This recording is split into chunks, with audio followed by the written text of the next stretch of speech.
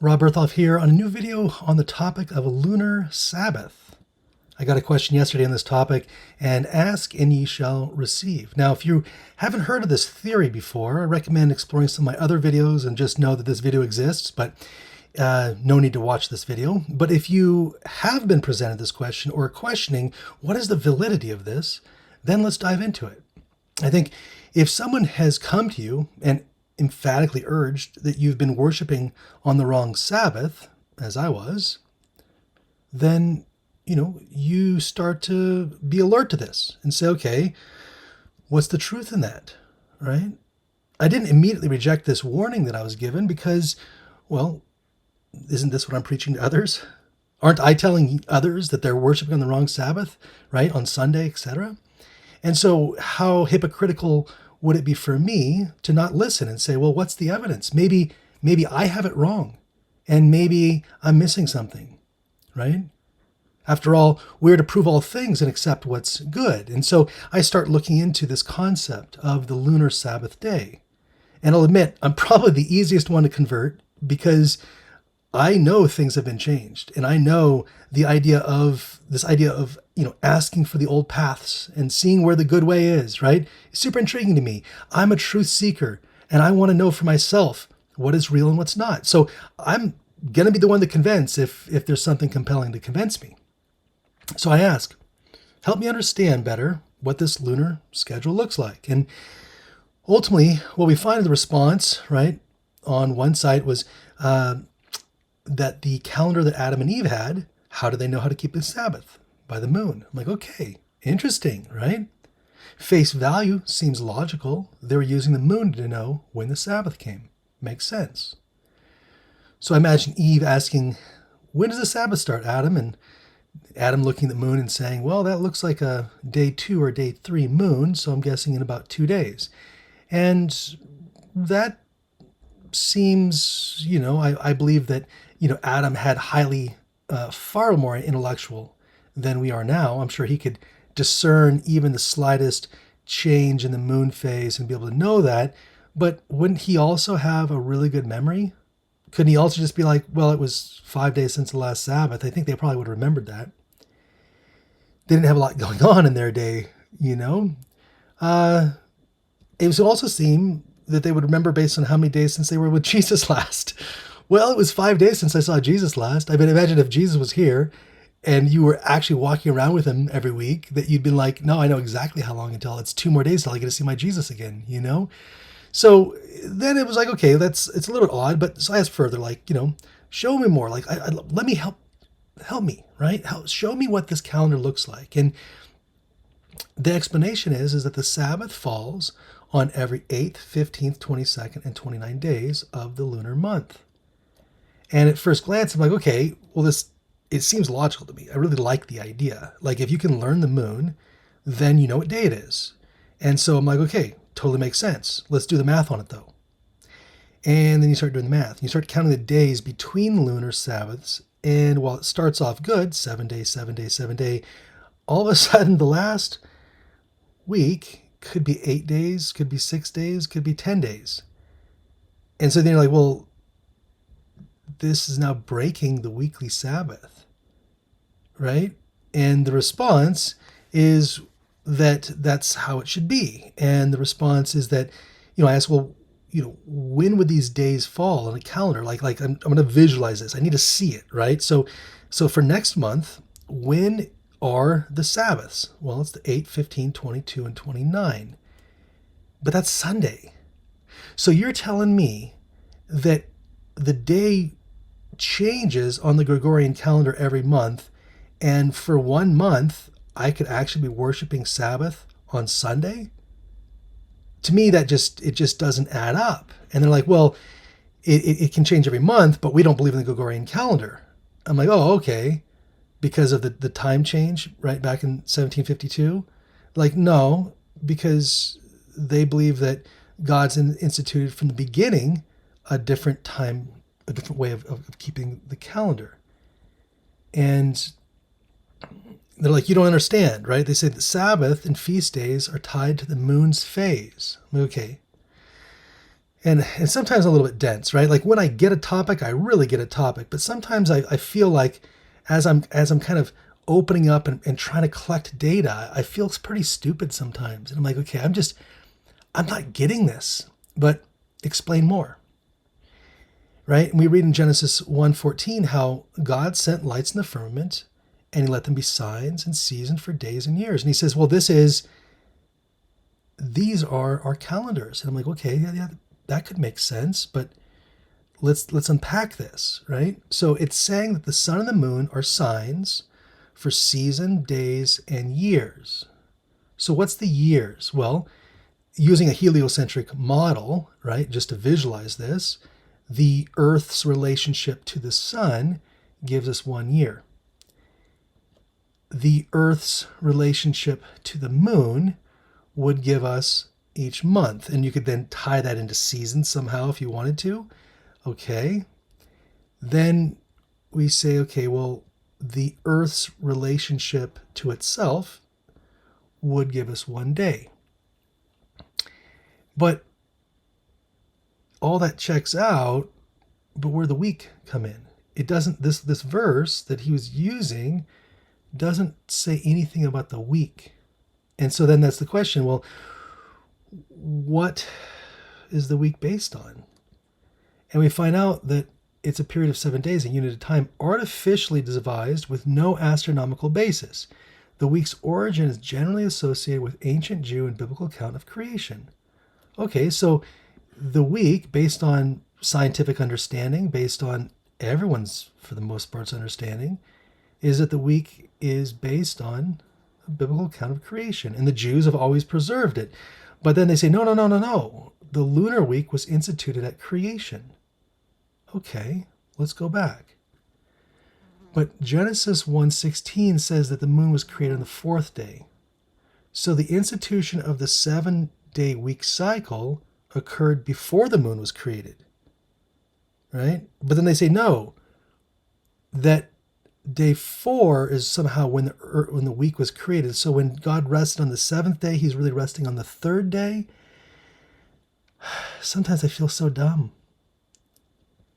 And he says, well, look, pivoting over to, you got to read Isaiah 66:23, and you'll see that new moons and Sabbaths are all connected. The Sabbath is based on the new moon. Okay, so this says that from one new moon to another, from one Sabbath to another, all flesh will come and worship. They say, see, the new moons are Sabbaths, so every new moon is a Sabbath. And I don't know, somehow that just doesn't check out my mind because I'm looking at it, and it seems like what we're saying is that we're all going to come together each week for the Sabbath. That's part of the moral law. And each week for a special event, right? What used to be part of more along the ceremonial law. And that's kind of what it comes down to is it seems like this is rooted in feast days versus Sabbath days. And when we blur that line together, right, when we're still keeping feast days, then it starts to open up areas of error. Now, I won't go into more into this in this course, but my next video is on should we keep the feast days? And the question is, well, where does it end? Because, I have a lot of friends that love going to camp meetings, and the people there are kind of cool. I think that, the people you meet at like feast keeping, gatherings, those are kind of my people, to be honest. Like they're a little bit odd, but they're like real, and, I don't know. For me, like I get it, but it's a slippery slope because then most of them are also, keeping the Passover. And I'm like, well, you guys know that the Passover was a type pointing forward to Christ, his sacrifice at Calvary. So since he did that, the type met antitype, and it's no longer relevant, right? We don't keep Passover. Also, by the way, it tells us that to keep Passover, you have to be circumcised, all these other things. And like, okay, well, like, I don't get it, right? And then it feels like a lot of the people there also kind of are like, well, Ellen White, she wasn't really a prophet. This is where we get the whole like lesser light thing in a derogatory way. And then you start reading some of the publications that are coming out of there, and they're like, well, we can't really even trust like the Jews because they were in exile. They were confused. They don't really know the Sabbath, even though it's like the one thing the Jews got going for them is they've maintained the Sabbath. And you start to kind of like question some of this material, and then you start to see how they're trying to make Amos 5:26 mean that when they says here, you're keeping the star of your God, and they're saying, see, the star is Saturn, and Saturn means the day of the sun, Saturn this day, that's the Sabbath. So what they're saying here is that Amos is telling you that keeping the Sabbath is worshiping Saturn. And you're like, whoa, we just jumped off the deep end on this one. And you're trying to figure out the lunar calendar, but it's just like you got to have these complex systems for this all. But God is not the author of confusion. So could this be of God? Because it's really hard to get my mind around it. And I'm not really a dumb guy. I'm usually able to pick up concepts. And then you start to ask the question, well, if we're running off this concept of this different week cycle, then the phrase 70 weeks, right? That's the 49, the 49 days on the standard calendar. Well, on a lunar solar calendar, it could be 51 or 52 days. So Leviticus 23 and Daniel 9 both establish that 7 weeks or 49 days, and that kind of disproves the whole lunar Sabbath idea, right? Also, it's like, well, when did the Messiah really come? Did he come, right? Based on this changing of the calendar, then the whole biblical prophecy, it's like now we're throwing out everything. We're throwing out Christianity. We're throwing out Adventism. And, and by the way, like, I'm not like clueless to this. Like, I really tried. Like, these are like literal emails that I'm like, I'm going back and forth with, and I'm really trying to understand this stuff. And I ask what I think are very simple questions. And the answers I'm getting, they feel, I'm going to be candid with you, more cult-like than anything else. I ask very specific questions, right? Like, when was this deception made? And if it was prior to Jesus, why did he not speak against it with clear tones, right? Do you believe Ellen White's, inspired? And what's your understanding of why Jesus hasn't returned? Because we understand what present truth is as Adventists, right? The whole understanding of preparing people to stand through the investigative judgment. So then this would just be a distraction, right? And the responses are so hard to pin down anything real out of it. It's just a lot of, hey, you just didn't do your homework. You didn't read this in the original Hebrew.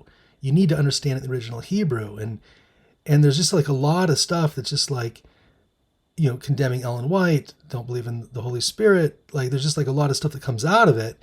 Although the people are genuinely nice.